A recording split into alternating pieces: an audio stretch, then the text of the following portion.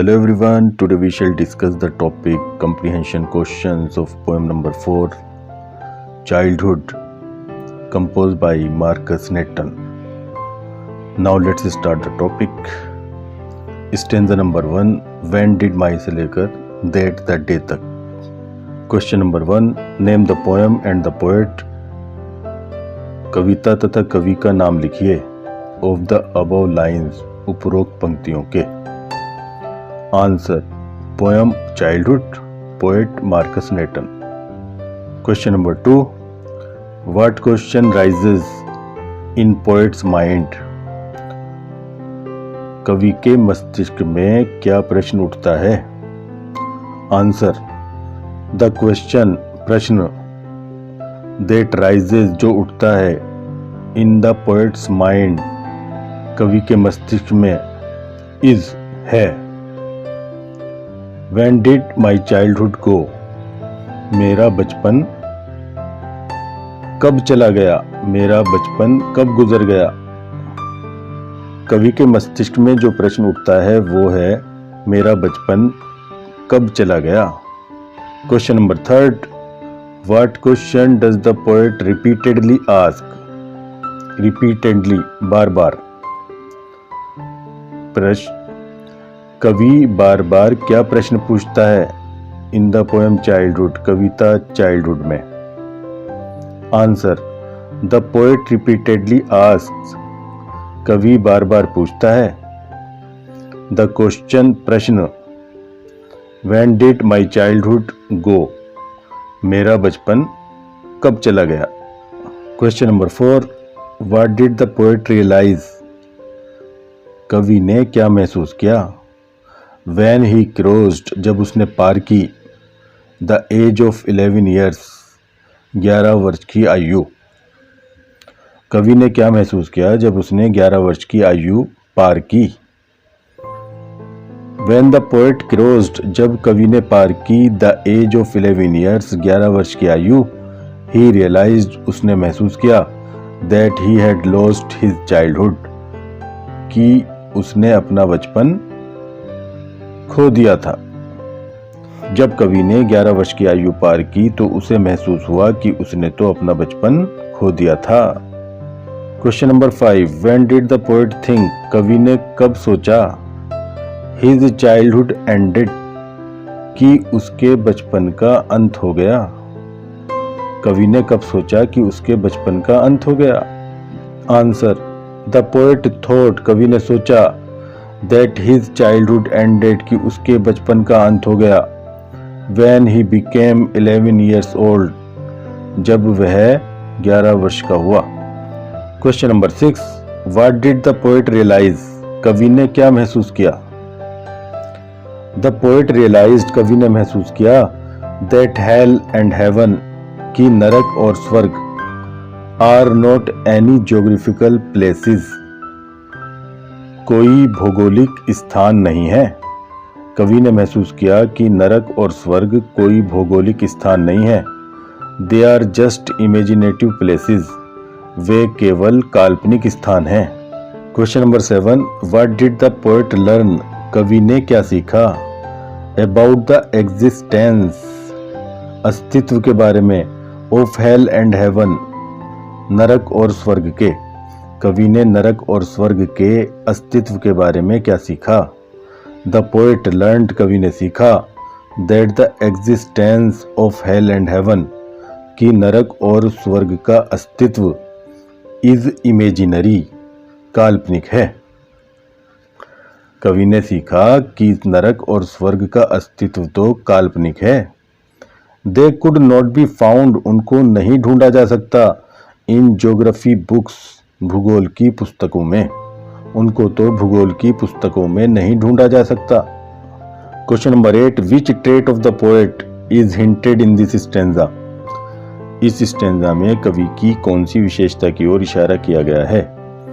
This stanza hints, यह stanza इशारा करता है द ट्रेट ऑफ रेशनैलिटी, चेतना की विशेषता की ओर, तर्क संगतता की विशेषता की ओर, ऑफ द पोएट, कवि की. यह स्टैंजा कवि की चेतना की विशेषता की ओर इशारा करता है. Stanza number 2, when did my से लेकर दैट द डे तक।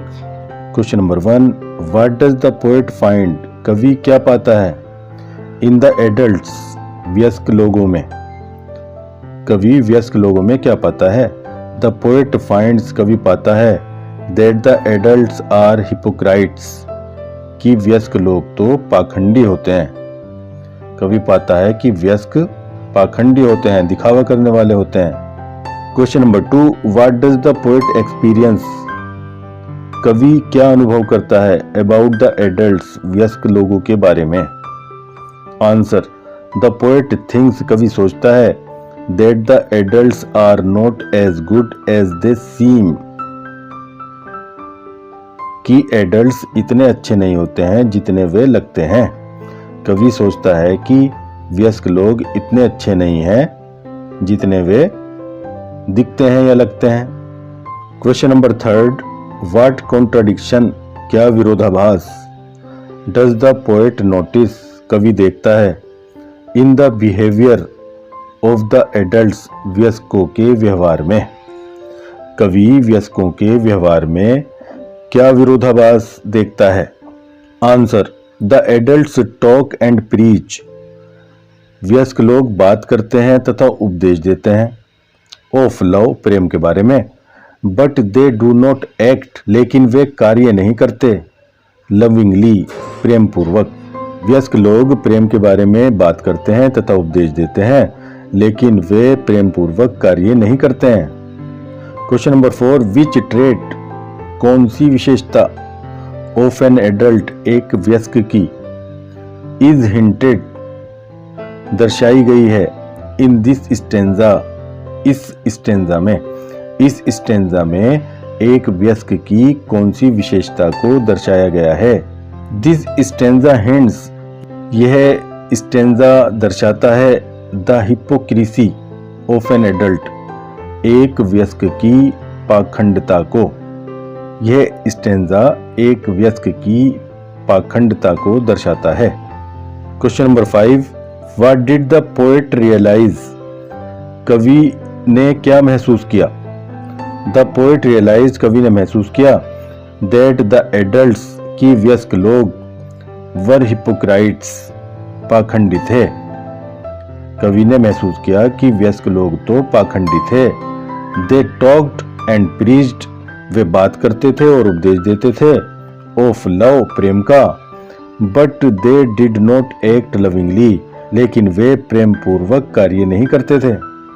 वे प्रेम के बारे में बात करते थे तथा उपदेश देते थे, लेकिन वे प्रेम पूर्वक कार्य नहीं करते थे। Stanza number 3, when did my से लेकर दैट द डे तक। क्वेश्चन नंबर 1, एक्सप्लेन, व्याख्या कीजिए, my mind was really mine, my mind was really mine की, my mind was really mine की व्याख्या कीजिए।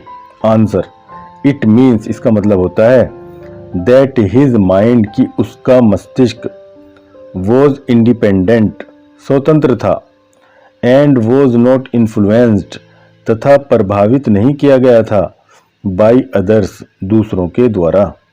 इसका मतलब है कि उसका मस्तिष्क स्वतंत्र था तथा दूसरों के द्वारा प्रभावित नहीं किया गया था।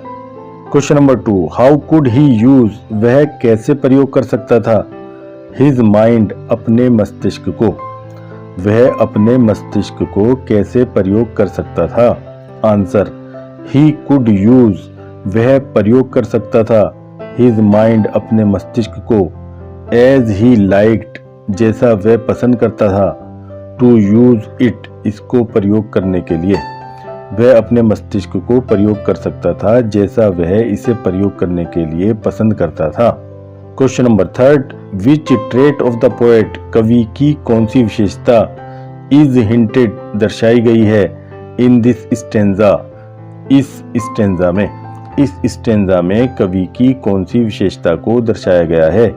दिस स्टेंजा हिंट्स, यह स्टेंजा दर्शाता है, द इंडिविजुअलिटी, व्यक्तित्वता को, ऑफ द पोएट, कवि की।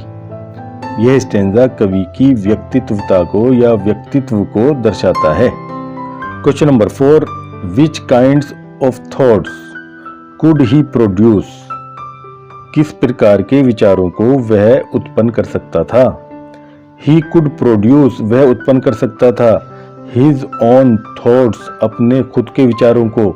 इंडिपेंडेंटली, स्वतंत्रता पूर्वक, वह स्वतंत्रता पूर्वक अपने खुद के विचारों को उत्पन्न कर सकता था। Question number 5, what did the poet realise, कवि ने क्या महसूस किया। द पोएट रियलाइज, कवि ने महसूस किया दैट हिज माइंड, की उसका मस्तिष्क वॉज इंडिपेंडेंट, स्वतंत्र था। कवि ने महसूस किया कि उसका मस्तिष्क स्वतंत्र था। He could use his mind, वह अपने मस्तिष्क को प्रयोग कर सकता था।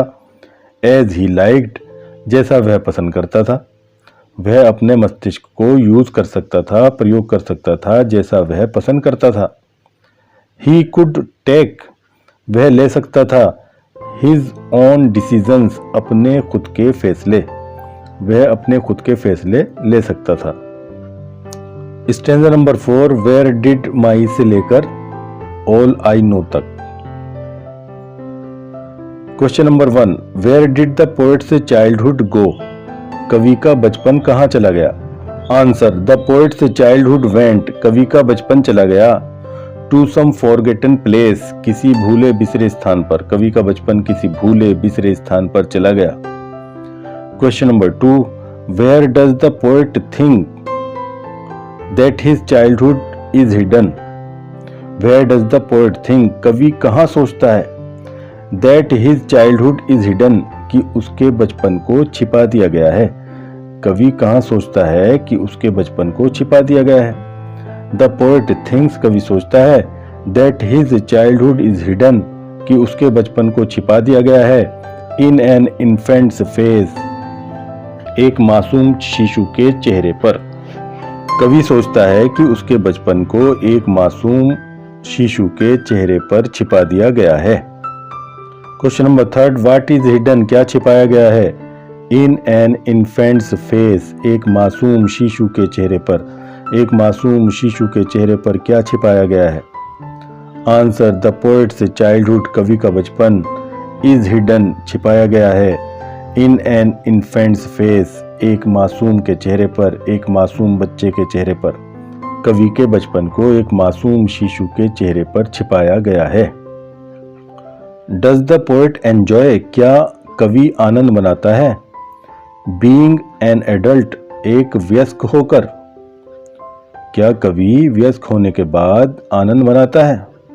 The poet does not enjoy, कवि आनंद नहीं मनाता है। बीइंग एन एडल्ट, एक वयस्क होकर, कवि एक वयस्क होकर आनंद नहीं मनाता है। ही लेमेंट्स, वह विलाप करता है। ऑन द लॉस, खोने पर, ऑफ हिज चाइल्डहुड, अपने बचपन को, वह अपने बचपन को खोने पर विलाप करता है।